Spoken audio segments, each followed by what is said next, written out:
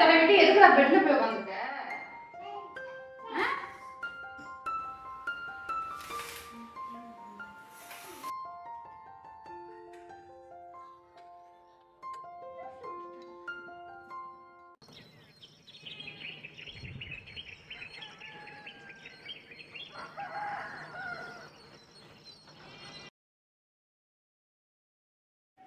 Hi friends, எல்லாருக்கும் வணக்கம். எல்லோரும் எப்படி இருக்கீங்க?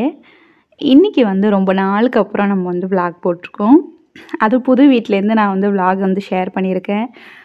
ரொம்பவே நல்லாயிருக்கும், உங்களுக்கு ரொம்ப இன்ட்ரெஸ்டிங்காக இருக்கும் அப்படின்னு சொல்லிட்டு நம்புகிறேன்.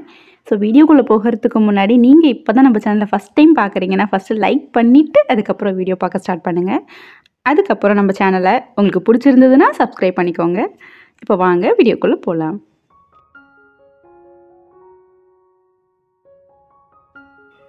இன்றைக்கி விளாக் பார்த்திங்கன்னா எப்பவும் போல் ரொட்டீன் தான். என்னென்ன பண்ணுறோம் அப்படிங்கிறத வந்து ஷேர் பண்ணியிருப்பேன். மார்னிங் பிரேக்ஃபாஸ்ட்டுக்கு என்ன ரெடி பண்ணேன் அப்படிங்கிறதையும் இந்த வீடியோவில் வந்து ஷேர் பண்ணியிருப்பேன். அதுக்கு முன்னாடி ஆஸ் யூஷுவல் கிச்சன் க்ளீனிங், லைட்டாக வந்து கிச்சனை க்ளீன் பண்ணிவிட்டு அதுக்கப்புறம் நைட்டு விளக்குன பாத்திரம் இருக்கும் இல்லையா, அது எல்லாத்தையும் வந்து அந்தந்த இடத்துல எடுத்து வச்சுட்டு அதுக்கப்புறம் தான் என்னோடய ஒர்க்கை வந்து நான் எப்போவுமே ஸ்டார்ட் பண்ணுவேன். எப்போவுமே வந்து கிச்சன் க்ளீனாக இருந்துச்சு அப்படின்னா நம்ம கிச்சனுக்குள்ளே என்ட்ராகிறோம் அப்படின்றப்போ நம்மளுக்கு வந்து ரொம்ப ஃப்ரெஷ்ஷான ஒரு ஃபீல் கிடைக்கும். சமைக்கணுங்கிற இன்ட்ரெஸ்ட் முதல்ல வரும். என்ன சமைக்கணும் அப்படிங்கிற ஒரு டென்ஷனெல்லாம் தாண்டி சரி சூப்பராக சமைக்கணும் இன்றைக்கி அப்படிங்கிற ஒரு இன்ட்ரெஸ்ட் வரும். ஸோ கண்டிப்பாக கிச்சனை வந்து க்ளீனாக மெயின்டைன் பண்ணணும். இப்போ ஃபஸ்ட்டு நான் வந்து பேன் கேக் தான் ரெடி பண்ண போகிறேன். தம்பிக்கு வந்து காலையில் பிரேக்ஃபாஸ்ட்டுக்கு பேன் கேக் ரெடி பண்ண போகிறேன்.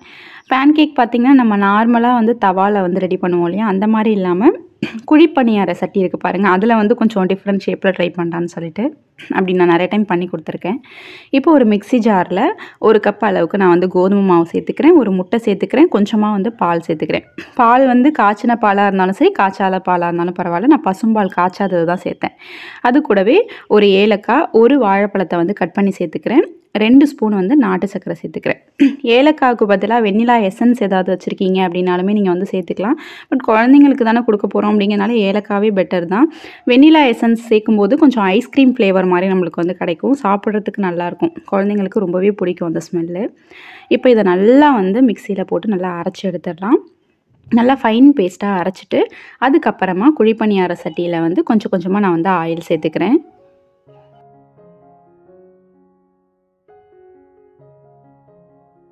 எண்ணெய் நல்லா ஹீட் ஆனதுக்கப்புறம் என்ன பண்ணுறீங்கன்னா, ஒரு கரண்டி எடுத்துக்கோங்க. இந்த மாதிரி ஸ்பூன் எடுத்துக்கலாம், இல்லை குட்டியாக கரண்டி அந்த மாதிரி கூட எடுத்துக்கலாம். அதால் கொஞ்சம் கொஞ்சமாக நம்ம வந்து அழகாக ஊற்றி எடுத்தோம் அப்படின்னா சூப்பராக ரெடி ஆகிடும். மீடியம் ஃப்ளேமில் வச்சுக்கோங்க, ஹை ஃப்ளேமும் வேணாம், லோ ஃப்ளேமும் வேணாம். மீடியம் ஃப்ளேமில் வச்சிங்க அப்படின்னா கொஞ்சம் நல்லாவே வந்து குக் ஆகிடும். எங்களுக்கு வந்து கொஞ்சம் நல்லா ப்ரௌனாக இருந்தால் தான் பிடிக்கும். பார்க்க கலர்ஃபுல்லாக இருந்தது அப்படின்னா தான் சாப்பிட்றதுக்கே பிடிக்கும். பொதுவாகவே வந்து குழந்தைங்களுக்கே பார்த்தீங்கன்னா கலர்ஃபுல்லாக இருக்கும்போது அது பார்க்குறதுக்கு அவங்களுக்கு இன்ட்ரெஸ்ட்டாக இருக்கும், இன்னுமே நிறையா சாப்பிடுவாங்க. ஸோ அந்த மாதிரி கொஞ்சம் நான் ப்ரௌனாக தான் வந்து எடுப்பேன். இப்போ இது எல்லாத்தையுமே வந்து திருப்பி போட்டு ஒரு 2 நிமிஷம் குக் பண்ணால் போதும், சூப்பராக வந்து குக் ஆகிடும். இப்போ பார்த்திங்கன்னா சூப்பரான பேன் கேக், பேன் பணியாரம்னு வச்சுக்கலாமா, ரெடி ஆகிடுச்சு. ரொம்பவே சூப்பராக இருக்கும், ரொம்ப ஹெல்த்தியானதும் கூட. குழந்தைங்களுக்கு வந்து அடிக்கடி இதை வந்து செஞ்சு கொடுக்கலாம்.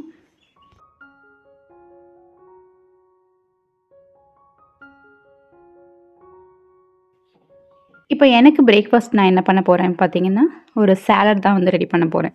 வெஜிடபிள் சாலட் வந்து சிம்பிளாக ரெடி பண்ணிடலாம் அப்படின்னு சொல்லிட்டு. ஏன்னா எனக்கு டைமும் இல்லை. இன்னொரு விஷயம் பார்த்திங்கன்னா அது ரொம்ப ஃபில்லிங்காக இருக்கும், ரொம்ப ஹெல்த்தியானதும் கூட. நல்லாயிருக்கும், அது மாதிரி சாப்பிடும்போது கொஞ்சம் நல்லா எனர்ஜியாக இருக்க மாதிரி ஃபீல் ஆகும். நான் நல்லா தான் பண்ணிகிட்ருக்கேன். இன்றைக்கி என்னென்ன காயெல்லாம் சேர்க்குறேன்னு பார்த்தீங்கன்னா, கேரட், பீட்ரூட், அப்புறம் வந்து என்னது வெங்காயம், தக்காளி, இது எல்லாத்தையும் வந்து சாப்பரில் போட்டுட்டு நம்ம நல்லா வந்து குட்டி குட்டியாக வந்து சாப் பண்ணிக்கலாம். அந்த மாதிரி இருந்துச்சு அப்படின்னா பார்க்க வந்து சூப்பராகவும் இருக்கும், நம்மளுக்கு சாப்பிடவும் கொஞ்சம் நல்லாயிருக்கும். கலர்ஃபுல்லாக இருந்துச்சுனாலே சாப்பிடவும் நல்லாயிருக்கும் இல்லையா. குட்டி குட்டியாக நல்லா கட் பண்ணிக்கலாம். இப்போ என்ன பண்ணுறேன்னு பார்த்தீங்கன்னா, அதே பவுல் இருக்குல்ல, அந்த சாப்பரோட அந்த பவுல்லே வந்து என்னென்ன சேர்க்கணுமோ அதெல்லாம் வந்து நான் சேர்த்துக்கலாம் அப்படின்னு சொல்லிட்டு நினச்சிட்ருக்கேன்.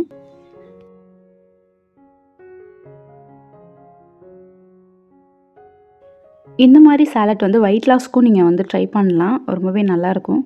இப்போ இது கூட பார்த்திங்கன்னா முளைக்கட்டின பச்சைப்பயிறு இருக்கு இல்லையா, அது வந்து 1 கப் வந்து நான் சேர்த்துக்கிறேன்.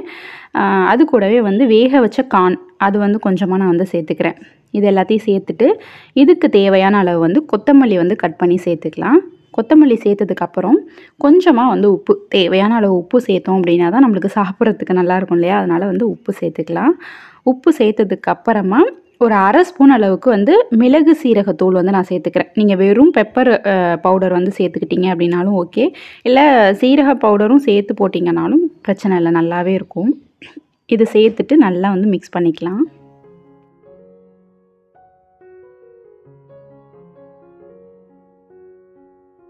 இப்போ சூப்பரான சாலட் வந்து ரெடி ஆகிடுச்சு. கண்டிப்பாக வந்து வீக்லி ட்வைஸாவது அட்லீஸ்ட் இதெல்லாம் சாப்பிட்றதுக்கு பழகிட்டோம் அப்படின்னா ரொம்ப நல்லாயிருக்கும்.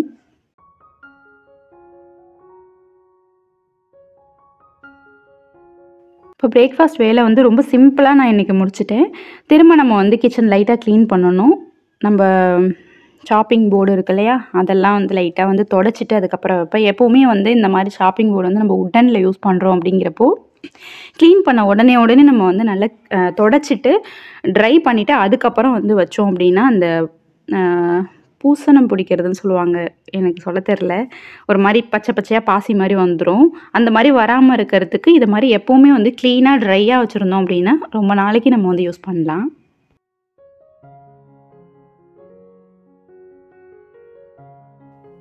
இப்போ நான் சாப்பிட்றேன். உண்மையாகவே இந்த வீடியோவில் இப்போ பார்த்தீங்கன்னா சும்மா தட்டி விட்டுட்டு இருந்தேன்ல, நார்மலாகவே அது வந்துடுச்சு. அதாவது நேச்சராகவே வந்து க்ளீன் பண்ணுறதுங்கிறது எனக்கு ஊறி போச்சு போல இருக்குது ரத்தத்தில். எங்கேயாவது லைட்டாக ஏதாவது இருந்தாலும் உடனே அப்பப்போ அதை தொடச்சிட்டு நான் சாப்பிட்ற டைமில் கூட அதை பண்ணிகிட்ருக்கேன்.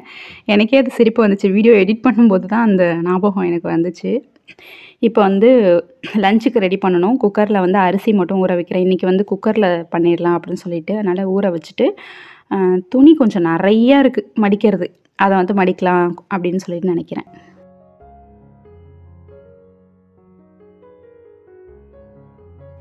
துணி பார்த்திங்கன்னா மிஷினில் நான் போடுறதில்ல, கையால் தான் வந்து நான் துவைச்சிட்ருக்கேன். ஆனால் கையால் துவைக்கும்போது துணி வந்து அவ்வளோ ஃப்ரெஷ்ஷாக புதுசு போல் நல்லா பளிச்சுன்னு இருக்குது. மிஷினில் நம்ம போடுறதுனால துணி வீணாகவும் போயிடுது, அழுக்கும் அந்த அளவுக்கு போகவே மாட்டுது. ஆனால் என்ன துணி துவைக்க கை தான் வலிக்குது. இருந்தாலும் முடியிறப்பெல்லாம் கொஞ்சம் கையாலேயே துவைச்சா நல்லாயிருக்கும் போல இருக்குது. அப்படி தான் பண்ணேன்.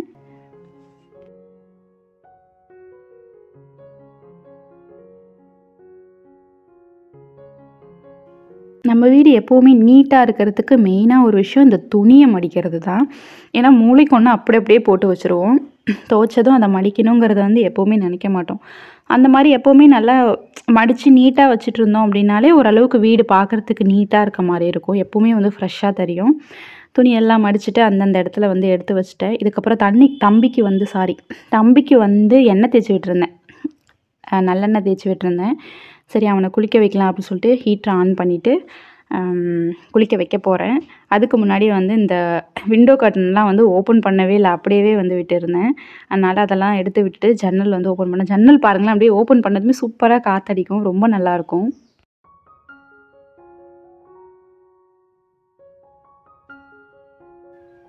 தம்பியை குளிக்க வச்சதுக்கப்புறமா லஞ்ச் ரெடி பண்ண ஸ்டார்ட் பண்ணிட்டேன். இன்றைக்கி லஞ்சுக்கு வந்து பார்த்திங்கன்னா ரொம்ப சிம்பிளாக தான், ஆனால் கொஞ்சம் ஆரோக்கியமாக இருக்கணும் அப்படின்றதுனால நேற்று வச்ச ரசம் கொஞ்சம் இருந்துச்சு, கூடவே கொஞ்சமாக வந்து எறா தொக்கும் இருக்குது. அது கூட பொரியல் பண்ணிடலாம் அப்படின்னு சொல்லிட்டு பாலக்கீரை வந்து கட் பண்ணிகிட்ருக்கேன். பாலக்கீரை வந்து சும்மா வெங்காயம், காஞ்ச மிளகா, கடுகு, உளுத்தம்பருப்பு இதெல்லாம் போட்டு நல்லா வதக்கிட்டு பாலக்கீரையை போட்டு லைட்டாக பரட்டிட்டு, தண்ணி எதுவும் சேர்க்கக்கூடாது, லைட்டாக பரட்டிட்டு அந்த ஹீட்லேயே வந்து அந்த தண்ணியை வந்து வெளியில் வந்து நல்லா வந்து குக் ஆகிடும். பரட்டிட்டு லாஸ்ட்டாக வந்து 1 கப் அளவுக்கு தேங்காய் திருகல் வந்து சேர்த்துட்டு இறக்கணும் அப்படின்னா சூப்பராக இருக்கும். தேவையான அளவு வந்து உப்பு சேர்த்துக்க வேண்டியதான், அது கொஞ்சம் ஆரோக்கியமாக நல்லாயிருக்கும். அதனால் வந்து அதான் வந்து ரெடி பண்ணியிருந்தேன். லஞ்செலாம் சாப்பிட்டு முடிச்சுட்டு அதுக்கப்புறம் ஈவினிங் சும்மா சின்ன சின்ன கிளிப்பிங்ஸ் வந்து எடுத்தேன். அதுக்கப்புறம் நைட்டு தூங்க போயாச்சு. ஸோ இந்த விளாக் வந்து உங்களுக்கு கண்டிப்பாக பிடிச்சிருக்கும், இன்ட்ரெஸ்ட்டாக இருந்திருக்கும் அப்படின்னு சொல்லிட்டு நம்புகிறேன். இதே மாதிரி வேறு ஒரு வீடியோவில் கண்டிப்பாக உங்களை கூடிய சீக்கிரம் வந்து மீட் பண்ணுறேன். தேங்க்ஸ் ஃபார் வாட்சிங்.